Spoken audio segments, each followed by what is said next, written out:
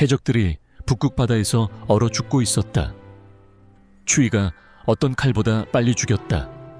하지만 그들은 죽음 자체를 속이는 치명적인 비밀을 발견했다. 천철의제 78년 스페인 배에서 금보다 먼저 무엇을 훔쳤을까? 해적들은 폭풍, 포탄, 그리고 환한 선장들과 맞섰다. 하지만 그들에게 가장 큰 고통을 주는 것 중 하나는 추위였다. 넓은 바다에서 따뜻함을 유지하는 것은 단순히 좋은 것이 아니었다. 그것은 생존을 의미했다. 적절한 요령이 없으면 오싹한 밤은 검투에서 더 빠르게 죽음을 가져올 수 있었다.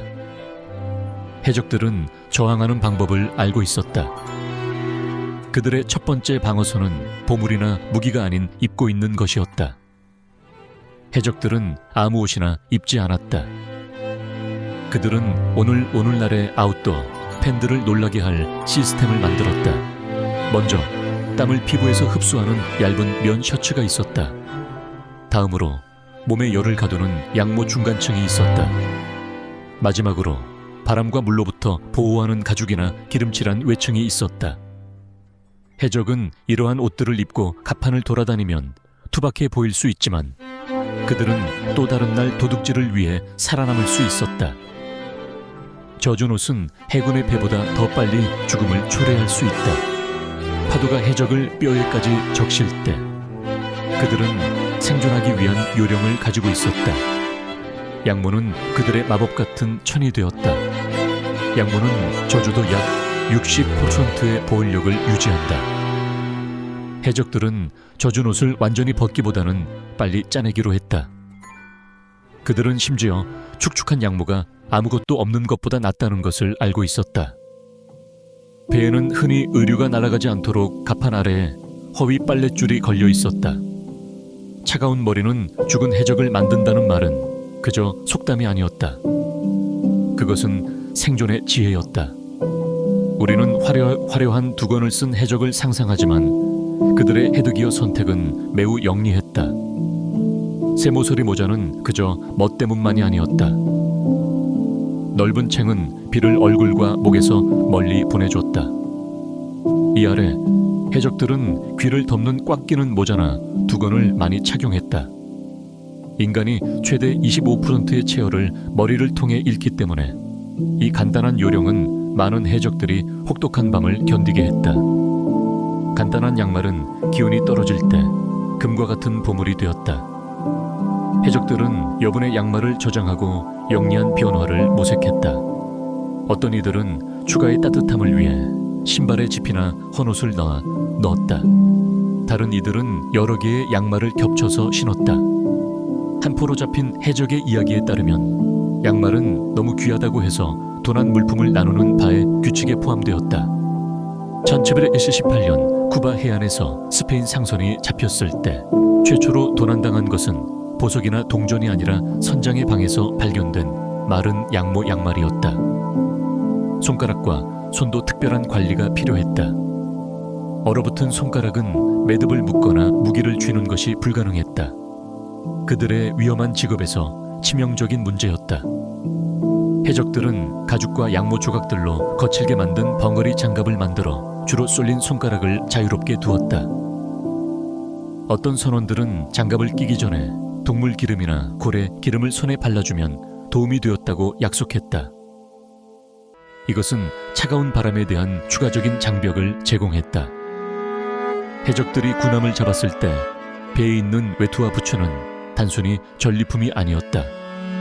생존 장비였다. 해군과 육군 제복은 대부분의 해적이 얻을 수 있는 것보다 더 나은 양모와 가죽으로 만들어졌다. 영국 왕립 해군 장교들의 두툼한 양모 외투는 특히 인기가 있었다. 그들의 따뜻함뿐만 아니라 물을 막아주기 때문이었다. 해적들은 배지나 장식을 신경 쓰지 않았다. 그들은 차가운 바람이 불 때 보기 좋은 것보다 실용성을 중시했다. 해적은 세계의 다른 해군의 심볼이 적힌 도난당한 옷을 입고 항해할 수도 있었다. 패션 실수였지만 그를 따뜻하게 해주었다. 때때로 가장 좋은 옷도 부족했다. 정말 추운 밤에는 해적들은 개인 공간에 대한 어떠한 생각도 포기했다. 그들은 배의 가장 안전한 곳에서 몸의 열을 나누며 모여들었다. 일부 선장들은 보통 거래를 위해 아끼던 귀한 다미와 털을 사용할 수 있도록 허락했다. 정말 절박한 순간에는 포탄을 주방 불에 달구고 헝겊으로 싸서 수면 구역에 두어 밤새 따뜻함을 주기로 했다. 화상을 피하기 위해 충분히 멀리 두었다. 이러한 의류 요령은 단순히 편안함에 관한 것이 아니었다. 그것은 생존과 전투 능력을 유지하는 것에 관한 것이었다. 너무 추워 고생하는 해적 승무원은 공격자에 맞서 방어하거나 폭풍우 속에서 배를 관리할 수 없었다.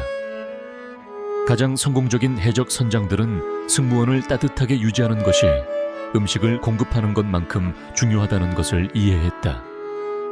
하지만 따뜻함을 유지하는 것은 해적들이 입는 것에만 국한되지 않았다. 살을 내는 추위가 그들을 계속 위협하자 그들은 몸에 넣는 음식을 또 다른 따뜻함의 원천으로 삼았다. 음식은 단순히 배고픔을 해소하는 것이 아니었다. 그것은 얼음바람이 갑판을 가로지를 때 몸의 내부부를 태우는 연료였다. 해적들은 시행착오를 통해 어떤 음식이 더 많은 천을 만드는지를 발견했다. 매운 재료는 해적선에서 겨울의 보물이 되었다. 카리브 해역의 급습으로 가져온 매운 고추는 단순한 맛을 위한 것이 아니었다. 그것은 진짜 신체적 열 생산 반응을 유도했다.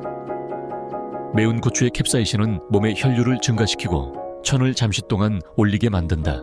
1706년의 한 선박 기록은 요리사가 겨울 여행 동안 고추 공급을 조심스럽게 배급했으며 가장 매운 것을 가장 추운 밤에 아껴두었다고 기록되어 있다. 소금에 절인 고기, 이미 해상 식단의 주요 부분으로 식품을 신선하게 유지하는 데 사용되는 것은 추운 온도와의 싸움에서 2배의 역할을 했다. 높은 단백질 함량은 소화하는 데 더 많은 에너지를 필요로 하여 열을 발생시켰다. 북쪽의 물을 항해하는 해적들은 기온이 떨어질 때 소금에 절인 소고기와 돼지고기를 더 많이 먹었다. 선상 비스킷, 바다의 식사의 단단한 주식들은 긴 추운 경계 동안 천천히 연소되는 에너지를 제공하는 탄수화물이 가득했다. 럼과 따뜻함의 관계는 해적의 가장 큰 실수 중 하나로 남아있다. 럼 한 모금은 목구멍을 타고 내려갈 때 즉각적인 따뜻함을 느끼게 하지만 이 느낌은 매우 위험하게 신뢰할 수 없다. 알코올은 실제로 피부 근처의 혈관을 열어 천을 낮춰 귀중한 열이 더 빨리 빠져나가게 만든다. 영리한 해적 선장들은 이 진실을 알고 있었고 가장 추운 여행 동안 럼의 배급을 종종 물에 희석했다. 많은 해적은 럼 한 병을 마신 후 따뜻하다고 느꼈으나 다음날 아침에 얼어붙은 몸으로 발견되는 일이 많았다. 그들이 보여줄 수 있는 마지막 묘기였다. 럼의 신화에도 불구하고 해적들은 뜨거운 음료를 효과적으로 사용했다. 그들은 찾거나 거래할 수 있는 허브와 식물로 차의 거친 버전을 우려냈다. 이 뜨거운 음료는 종종 훔친 꿀이나 당밀로 단맛을 내어 진정한 따뜻함을 제공했다. 현대의 선원들이 단열된 머그컵을 사용하는 것과 달리 해적들은 차가운 손으로 거친 나무컵을 잡고 뜨거운 액체를 홀짝일 때 열을 손바닥으로 흡수했다. 뜨거운 음식을 만드는 것은 나무배에 열린 불꽃이 재앙을 초래할 수 있는 독특한 도전이었다. 해적들은 작은 밀폐된 화로를 사용했다. 공기 구멍이 있는 금속 용기로 요리를 위한 통제된 불을 허용했다. 이런 용기는 조심스럽게 관리되어야 했으며 보통 주방의 모래나 돌 위에 두어 배에 불이 붙지 않도록 했다. 불을 전혀 사용할 수 없는 배는 여러 날 분량의 스튜나 수프를 요리해 빠르게 재가열하거나 차가운 상태로 먹을 수 있도록 항구에 의존했다. 불꽃을 사용할 수 없을 때 해적들은 현대의 캠프 요리사도 감탄할 수 있는 대처 방법을 개발했다.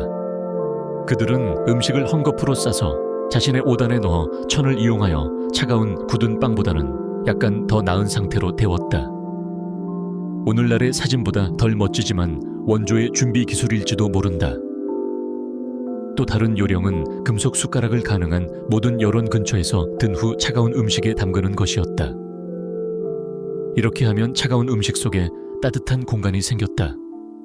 따뜻함이 우선일 때 나누는 것이 필수적이었다. 공동의 끼니는 공정한 분배뿐만 아니라 생존 전략이었다. 뜨거운 수프와 스튜는 개인 분량보다 단일 대형 용기에 있을 때 더 오랫동안 따뜻함을 유지했다. 가장 가혹한 환경에서 해적들은 솥의 주위를 모여 각자 뜨거운 끼니를 직접 떠먹었다. 질병 확산으로 인해 따뜻한 달에서는 좋지 않은 행동으로 여겨졌던 이 행동은 생존이 청결보다 더 중요해졌을 때 용인되었다. 일부 해적선은 차가운 날씨를 대비한 영리한 식사 타이밍 전략을 개발했다. 가장 크고 뜨거운 식사는 야간 근무가 시작되기 전에 제공되어 가장 추운 시간에 최대의 내부 열을 제공했다. 경계에 선 이들은 몇 시간마다 작은 음식과 함께 헝겊에 쌓인 따뜻한 벽돌을 받았다. 단순히 음식을 제공하는 것이 아니라 다가오는 아침까지 생존을 돕는 따뜻함까지 제공했다. 식량 부족은 종종 해적 승무원들에게 문제를 일으켰다. 그러나 겨울 여행 동안 선장들은 가끔 여분의 배급을 허용했다. 배고픈 선원들이 더 빨리 얼어버리는 것을 알았기 때문이다. 살아있는 승무원. 비록 음료가 조금 덜한 승무원은 샨스를 많이 잃게 된다. 포로 잡힌 해적선의 기록에 따르면 겨울 배급은 여름 분량보다 최대 20%로 더 많을 수 있었다. 친절이 아닌 생존에 대한 투자의 일환이었다. 음식과 음료가 해적들에게 내부의 열을 만드는 데 도움이 되었지만 때로는 배가 가득 차도 그들을 둘러싼 추위에 맞서 싸울 수 없었다. 그런 순간에 해적들은 더 직접적인 열의 원천으로 향했다. 해적들은 기본적인 문제에 직면했다. 나무배에서 어떻게 따뜻함을 만들 것인가? 이 도전은 갑판에서 단순히 큰 불을 피우는 것 이상으로 창의력이 필요했다. 세일링 배의 나무 구조는 치명적인 퍼즐을 만들어냈다. 불은 생명을 구하는 따뜻함을 제공했지만 만약 자유로워지면 즉각적인 파괴를 위협했다. 단 하나의 틈난 불꽃이 타르가 묻은 밧줄이나 나무 판자, 천으로 만들어진 세일을 태워 배를 몇 분 만에 떠다니는 불로 변모시킬 수 있었다. 18세기 초의 기록에 따르면 바다에서 잃어버린 배 중 20%가 폭풍이나 적의 행동이 아닌 우발적인 화재로 침몰했다. 이러한 경우는 종종 따뜻하게 지내려는 절박한 시도에 의해 시작되었다. 해적들은 불은 당신을 한번 따뜻하게 하지만 익사는 당신을 영원히 차갑게 만든다. 는 말을 했다. 이 위험을 관리하기 위해 해적들은 통제된 불을 위한 특별한 용기를 개발했다. 밀폐된 화로는 추운 날씨 여행에서 소중한 소지품이 되었다. 이러한 금속 용기는 보통 오래된 배의 부품이나 도난당한 물건으로 만들어졌으며 단단히 맞는 뚜껑과 작은 구멍이 있어 열이 빠져나가도록 하면서도 불꽃을 억제할 수 있었다. 한 명의 어리석은 선원은 뚜껑이 비뚤어지게 두면 매를 맞기도 했다. 이 실수는 전체 승무원이 차가운 물속에 뛰어들게 할 수 있는 잘못이었다. 배의 등불은 추위가 심할 때 이중의 역할을 했다. 빛을 제공하는 것 외에도 기름 램프와 양초 램프가 나는 열은 소중해졌다. 해적들은 야간 근무 중 항해 등불 주위에 모여 이 적은 열로 손을 드기도 했다. 일부 창의적인 사람들은 교대로 선원들이 등불 옆에 서서 몸의 다른 부위를 따뜻하게 하다가 자리를 바꾸는 일정을 만들기도 했다. 한 해적 일기는 선원들이 가장 따뜻한 램프 주위를 돌며 원을 그리는 등불춤에 대해 언급하였다. 그로 인해 항해사의 유일한 기회에서 항해사가 지나치게 비열한 춤사위를 거부하며 반란을 일으키겠다고 위협하는 사건이 발생했다. 금슈 물체는 추운 온도와의 전투에서 예상 못한 동맹이 되었다. 일반적으로 파괴의 도구인 포탄은 혹독한 밤에는 열을 보유하는 도구로 변모했다. 주방불을 사용하여 이 철 덩어리를 드고 헝겊 조각으로 싸서 수면 공간에 뿌리며 놓아두었다.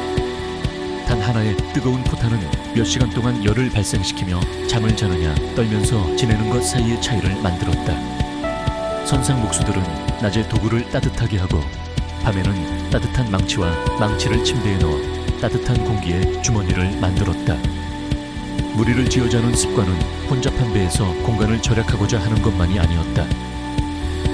해적들은 현대 생존 전문가들이 허들이라고 부르는 방어 형식을 실천했다. 냉기를 막기 위해 몸의 열을 같이 나누는 방법이었다. 북극 해역에서는 최대 6명의 남자가 서로 붙어 자며 밤새 서로의 위치를 바꿔가며 형성의 찬바람에 노출되지 않도록 했다. 천 전달에 대한 연구에 따르면 이 관습은 그룹이 느끼는 유효 온도를 15도까지 높일 수 있었다. 도난당한 물품은 때때로 해적들의 따뜻함 전략에서 예상치 못한 용도로 사용되었다. 부유한 상인을 위해 의도된 고급 모피와 담요는 공유된 따뜻한 자원이 되었다. 카펫과 테피스트리는 선박의 나무 벽에 걸쳐져 열을 가두는 공기 주머니를 만들기 위한 단열재로 사용되었다. 한 기록에 따르면 한 해적 선장은 도난당한 비단 상인의 전체 재고를 선원 공간의 단열재로 사용하라고 명령하며 그의 남자들을 따뜻하게 하고 증거를 제거했다. 배의 구조는 따뜻함이 어디서 발견될 수 있는지를 규정했다. 배는 스스로 따뜻한 패턴을 만들었으며 일부 지역은 자연스럽게 다른 지역보다 더 따뜻했다. 요리불로 가득한 주방은 따뜻함의 중심지로 남아있었다. 수면 아래 배의 중앙 부분은 노출된 상부 갑판보다 더 일정한 온도를 유지했다. 해적들은 이러한 따뜻한 지역을 지도화하여 누가 가장 추운 근무를 견디거나 가장 신체적으로 힘든 작업을 수행했는지를 기준으로 수면 위치를 돌렸다. 선박의 설계는 추운 날씨의 도전 과제에 부분적으로 반응하여 진화했다. 북쪽 해역에서 활동하는 해적들은 더 많은 폐쇄된 공간이 있는 배를 선호했다. 그들은 붙잡힌 배를 수정하여 캔버스 파티션과 임시벽을 추가하여 열을 더 효과적으로 보유하는 작은 공기 주머니를 만들었다. 가장 인기 있는 배는 작고 잘 단열된 선장의 쿼터셨다. 이것은 겨울철의 무장 반란이 30% 증가한 이유를 설명했다. 감전이 결국 피할 수 없는 상황이 되는 것처럼 일반적으로 따뜻함에 적인 물은 때때로 친구가 될 수 있다. 바다의 온도가 거의 얼어붙지 않아서 쓰러지는 바람에 비해 한층 따뜻하게 느껴질 수 있었다. 어떤 절박한 해적들은 이 원리를 사용하여 방수포로 소량의 바닷물을 선박 내부의 용기로 가져오도록 설정했다. 이것은 열을 방출하면서 온도가 서서히 공기 온도로 떨어지게 만들었다. 이러한 난방 솔루션은 지속적인 관찰과 조정이 필요했다. 온도 조절 장치와 자동 제어 장치가 있는 현대적인 난방 시스템과 달리 해적들의 따뜻함은 사람의 주위에 달려 있었다. 근무 시간에는 화로 점검, 난방 물체의 교체, 위험한 상황을 감시하는 것이 포함되었다. 불을 감시하는 역할은 매우 중요했으며 종종 가장 새로운 승무원에게 주어진다. 그들은 이 의무에서 잠에 빠지면 모든 사람들이 죽을 수 있음을 빨리 배웠다. 이러한 여론은 치명적인 추위에 대한 중요한 방어를 제공했지만 해적의 겨울 생존 전략의 일부에 불과했다. 가장 성공적인 승무원들은 이러한 난방 방법을 가장 열악한 조건에서도 생활할 수 있도록 하는 다른 접근 방식과 결합했다. 추위는 뼈 속으로 스며들며 천천히 에너지를 고갈시켜 심지어 가장 강한 선원도 떨며 쓸모없는 덩어리가 되어버린다. 해적들은 현대 과학이 확인하는 것을 발견했다. 열려있는 몸은 따뜻한 몸이다. 해양 선박이 평화로운 항해 중에 어떤 사람들을 게으르게 놔두었을지라도 추운 물속의 해적 배에서는 모두가 움직이는 문화를 개발했다. 배에서의 정상적인 작업은 해적들에게 따뜻하게 할 기회를 제공했다. 세일을 들어올리는 것은 엄청난 상체의 힘을 필요로 했으며 여기서 흘린 열은 몇 시간 동안 지속될 수 있었다. 특히 추운 조건에서는 선장들이 불필요한 세일 변경을 명령했다. 전술적 이점을 위해서가 아니라 단순히 승무원을 육체적인 노동을 통해 따뜻하게 유지하기 위해서였다. 한 해적 일기는 한 선장이 한 아침에 주세일을 7번 올리고 내리도록 명령했다고 언급하며 정말 날씨에 대해 결정을 내릴 수 없었다고 주장했다. 실은 그의 선원들이 얼어붙는 것을 막기 위해서였다. 갑판 청소는 일반적으로 처벌이나 기본적인 유지보수 작업이었지만 겨울 여행 중에는 새로운 목적을 얻었다. 끊임없는 굽힘, 청소, 갑판 위를 움직이는 것은 손가락, 발가락, 귀로 가는 혈액을 흐르게 했다. 그렇게 얼어붙기 쉬운 곳이었다. 일부 해적선은 각 승무원이 하루에 최소 1시간씩 무릎을 꿇고 청소하도록 하는 회전 시스템을 개발했다. 예상치 못한 혜택. 북쪽 물에서 작업하는 해적선은 종종 대서양에서 가장 깨끗한 갑판을 가지고 있었다. 도체를 조절하는 데 사용되는 밧줄과 줄은 추위와의 전투에서 놀라운 친구가 되었다. 돛을 통제하는 밧줄을 타고 오르면서 해적은 온 몸을 사용하게 되어 많은 천을 생성하게 되었다. 기록에 따르면 북극 조건에서 가장 차가운, 가장 노출된 위치인 크로스 네스트의 감시 시간은 보통 15분으로 제한되었다. 위아래 오르면서 발생한 열이 적을 찾거나 육지를 지켜보는데 소요된 시간보다 더 많았다. 전투 훈련은 추운 조건에서 이중의 목적을 수행했다. 어떤 전투선에서도 일반적으로 하루 일과가 되는 검 연습은 추운 기후에 들어서면서 더 강렬해졌다. 나무 연습검으로 스파링을 하거나 칼 던지기 대회를 통해 혈액이 흐르게 하며 필요한 기술을 유지했다. 겨울 해적 공격은 보통 비정상적으로 강도 높은 훈련 세션을 동반했다. 부분적으로는 전투에 대비하기 위해서, 하지만 고전적인 실질 작전이기 때문에 공격 중에 해적 승무원이 완전히 데워질 수 있도록 하기 위해서였다. 음악과 춤은 추위에 맞서 싸우는 강력한 도구였다. 바다의 상징은 단순히 작업을 조율하기 위한 것이 아니었다. 그것은 발에서 올라오는 열을 만드는 스톰핑 댄스를 위한 리드미컬한 요소였다. 호른파이프 다이아스는 해적선에서 악명 높게 주목받았으며 남자들은 차가운 온도 속에서도 땀을 흘릴 정도로 점핑하고 회전했다. 가장 정교한 해적의 춤이 카리브 해역이 아닌 북쪽 해역에서 시작되었다는 이유가 있다.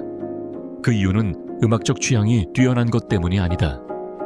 갑판 아래의 작은 공간은 최악의 날씨 동안 임시 운동 장소가 되었다. 해적들은 좁은 공간에서 수행할 수 있는 간단한 운동을 개발했다. 벽을 댄 푸시업, 스쿼트 대회, 팔씨름 토너먼트를 통해 피가 손과 발끝, 귀로 흘러가도록 했다. 초기에 얼어붙기 쉬운 부위들이다. 포로로 잡힌 해적의 일기는 하루에도 승리자가 추가로 배급을 얻는 대회가 역시 되었다고 설명했다. 그로 인해 경쟁이 치열해지고 우연히도 모두를 따뜻하게 만들었다.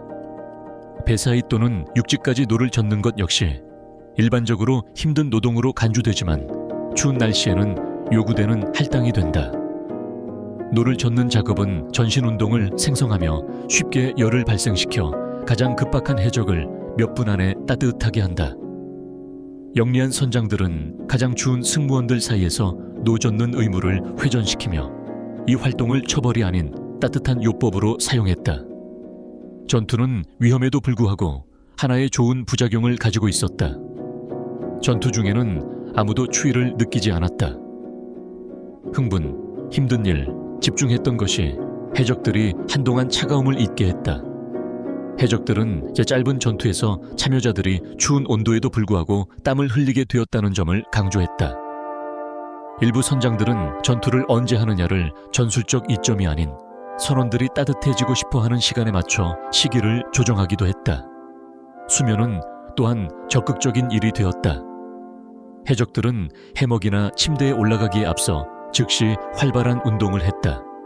차가운 것이 그들에게 붙기 전에 열을 생성해 잠에 드는 것을 도와주었다. 야간 근무자들은 15분마다 조용한 운동을 실행하는 루틴을 개발했다.